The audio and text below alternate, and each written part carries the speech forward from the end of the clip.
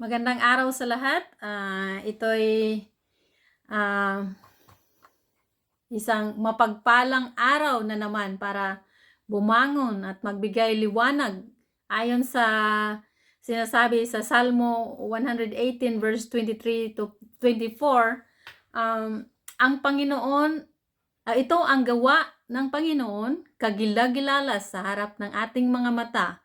Ito ang araw na ginawa ng Panginoon, tayo'y magagalak at ating katutuan. So, dapat matuwa tayo kasi lahat ng araw ay ginawa ng Panginoon. No matter what happened sa araw na yan, gawa yan ng Panginoon. So, dapat tayo'y magagalak. So, nais ko lang ibahagi nitong mga nakarang araw na pag-isip-isip ko na dapat gumawa ako ng mga marami pang video tungkol sa Word of God kasi medyo malakas ang impact sa akin nung nabasa ko ang dalawang verses na to na nais ko ring ibahagi sa inyo. At ito ang una sa Isaiah 55 verse 6. Sinabi dito, hanapin mo si Yahweh habang siya'y matatagpuan. Manalangin ka sa kanya habang siya'y malapit pa. At ang pangalawa naman, sinabi ni Amos verse 11, sinabi ng Panginoong Yahweh, darating din ang araw na papairalin ko sa lupa ang tagutom. Magugutom sila ngunit hindi sa pagkain. Mauuhaw sila ngunit hindi sa tubig, kundi sa pakikinig sa aking mga salita. Sa sinabi ni Isaiah na hanapin natin si Yahweh habang siya'y matagpuan, ay isang napakalaking pagpapamulat sa lahat. Wake up call sa lahat. Dahil darating daw pala ang araw na hindi panahon na hindi na natin siya matagpuan. So, at ganoon din ang binanggit ni Amos na darating ang araw ng tagutom na hindi sa pagkain o sa tubig, kundi sa salita ng Diyos. Mas malala pa ito na tagutom physical kasi ang sabi ng Panginoong Hesus na nasusulat, hindi lamang sa tinapay nabubuhay ang tao, kundi sa bawat salitang nagmumula sa bibig ng Diyos. 'Di ba? Napakalungkot isipin na darating pala ang panahon na magkaroon ng tagutom sa pakikinig ng salita ng Diyos. At para sa akin, sa panahon ngayon, para sa akin, isang napakalaking pribilehiyo para makapakinig sa salita ng Diyos. Sa panahon natin ngayon, lahat nandyan na pakinggan natin. Kumbaga, nandyan na lahat. Nandyan na yung Bible, available kahit saan ka. Sa internet, marami kang mapakinggan ng mga salita ng Diyos sa YouTube o sa Facebook o saan man, available na lahat. Siyempre, pakinggan mo ring mabuti kung ano yung tama, pero kung mag-search ka, kung wala kang Bible, pwede mong i-download sa cellphone mo. Kumbaga, nandyan na, binigay na sa iyo. Wala ka ng excuse. At kung darating ang panahon na magkaroon ng tagutom sa salita ng Diyos na kailangan mo na siya sa araw na yon, wala ka nang makikita. So, ngayon pa lang dapat magbigay tayo atensyon kung ano yung sinasabi ng Panginoon.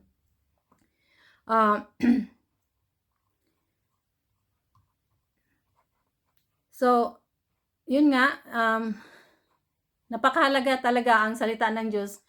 Alam mo, kahit sa panahon ni Joshua, sinabihan ng Panginoon si Joshua, basta't Joshua chapter 1 verse 7 to 8, it says, basta't magpakatatag ka at lakasan mo ang iyong loob. Sundin mong mabuti ang buong kautusan Sundin mong mabuti ang buong kautusang ibinigay sa inyo ni Moses. Huwag kang susuway sa anumang nakasaad doon, at magtatagumpay ka saan ka man magpunta. Huwag mong kaliligtaan basahin ang aklat ng kautusan. Pagbulay-bulayan mo iyon araw at gabi, upang matagpuan mo ang lahat ng nakasaad doon. Sa ganon, magiging masagana at matagumpay ang iyong pamumuhay. O di ba? Kahit nung unang panahon, binigyan na si Joshua ng key kung paano maging matagumpay ang kanyang pamumuhay. Si Joshua ang kasunod ni Moses kasi si Moses namatay na siya, hindi siya nakapunta sa promised land. Pero nung si Joshua na ang namumuno, pinaalalahanan din siya ng Panginoon na wag mong na sundin mo ang lahat ng kautusan na binigay sa iyo ni Moses at pagbulay-bulayan mo ito araw at gabi. At magkakaroon ka ng masagana at matagumpay. So, noon pa man, binigay na sa Panginoon sa panahon ni Joshua ang susi kung paano magtagumpay. Ang pagsunod, pagbasa at pagbulay-bulay sa aklat ng kautusan na yun nga, binigay ni Moses sa kanya. So, hindi lamang ito para magtagumpay physical, kundi ganun din sa spiritual. Spiritual na buhay na walang hanggan. Sinabi nga ni Paul sa panahon ni Paul sa 2 Timothy chapter 3 verse 16 to 17, ang lahat ng kasulatan ay kinasihan ng Diyos at kapakipakinabang sa pagturo ng katotohanan, sa pagsaway sa kamalian, sa pagtutuwid sa likong gawain, at sa pagsasanay para sa matuwid na pamumuhay, upang ang lingkod ng Diyos ay maging ganap at handa sa lahat ng mabubuting gawain. O, di ba? Diyan pa lang lahat sinalaysay na ni Paul na basta binabasa mo yung Biblia, may guide ka talaga kung paano mamumuhay sa katotohanan, magsaway, mamuhay na matuwid. So, kung hindi ka pa nakapag-start ng pagbabasa ng Biblia, ngayon pa lang mag-start ka na. Hanapin mo ang salita ng magsimula ka ng magbasa kasi available na para sa iyo. Huwag mo nang hintayin na dadating ang araw na hindi mo na masilayan o hindi mo na makita na kung kailangan mo na ang Diyos. Di ba? Napakabuting balita na sa panahon natin ngayon ay may oportunidad tayo upang hanapin ang Panginoon, magkaroon tayo ng kaalaman tungkol sa mga tungkol sa Kanya sa pamamagitan ng Biblia. Nakakahingi tayo ng tulong galing sa banal na Espiritu upang maintindihan kung ano man ang nais niyang sasabihin sa iyo, kung ano man ang nais niyang ipahayag sa iyo, di ba? So, napakabait talaga ng Panginoon kasi especially para sa atin ngayon kasi available na lahat eh. At kung may kailangan tayo, yun nga sinasabi, kailangan humingi din tayo ng tulong sa banal na Espiritu para maintindihan din natin kung ano man yung pinapahayag ng Diyos. At para sa akin, ako mismo, convicted ako kung ano man itong binabasa ko lately na kailangan hindi ko i-take for granted ang kung ano man ang dapat kong gawin. Kailangan kumbaga bago ko share sa inyo ito ni-reflect ko rin to sa sarili ko na dapat mag-spend ako ng time more with God at also sa Word of God. At kailangan din natin ng tulong na manggagaling sa Panginoon, manggagaling sa banal na Espiritu. Sabi niya dito sa Matthew chapter 7 verse 7 to 8, humingi kayo at kayo'y bibigyan, humanap kayo at kayo'y makakatagpo. Kumatok kayo at kayo'y pagbubuksan, sapagkat ang bawat humihingi ay tatanggap, ang bawat humahanap ay makakatagpo, at ang bawat kumakatok ay pagbubuksan. So, hindi ipagkaila ng Panginoon kung tayo hihingi sa Kanya, ibibigay niya sa atin ito kung meron tayong tamang puso na humihingi sa Kanya, humingi tayong tulong para maintindihan natin kung ano man ang nais niyang ipaabot sa atin, ipahayag sa atin. Kailangan lang natin na humbly dumulog sa Kanya. So, kung sakaling wala ka pang alam tungkol sa Panginoon, ito ang iyong oportunidad, parang maranasan siya.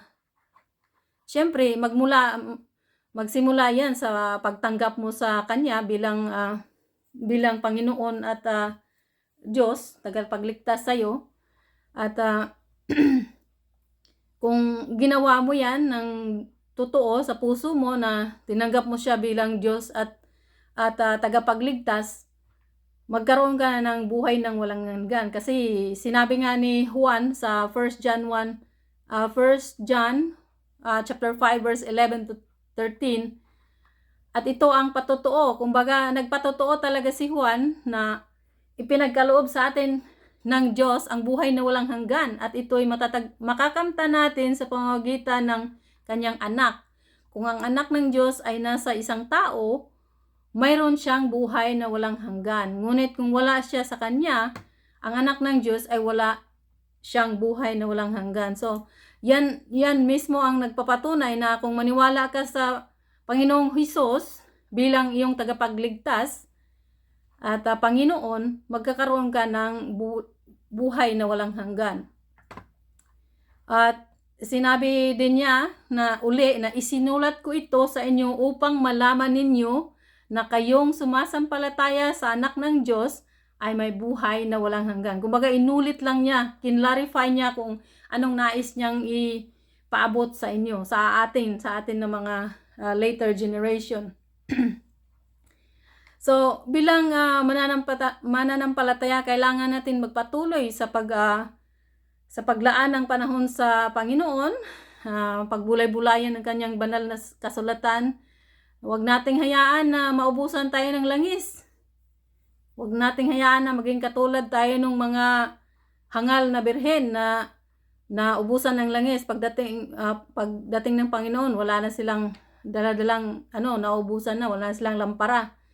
Tularan natin yung matatalinong birhen na may extra silang baon na langis para sa paghintay ng Panginoon, sa pagdating ng Panginoon. So, yun nga,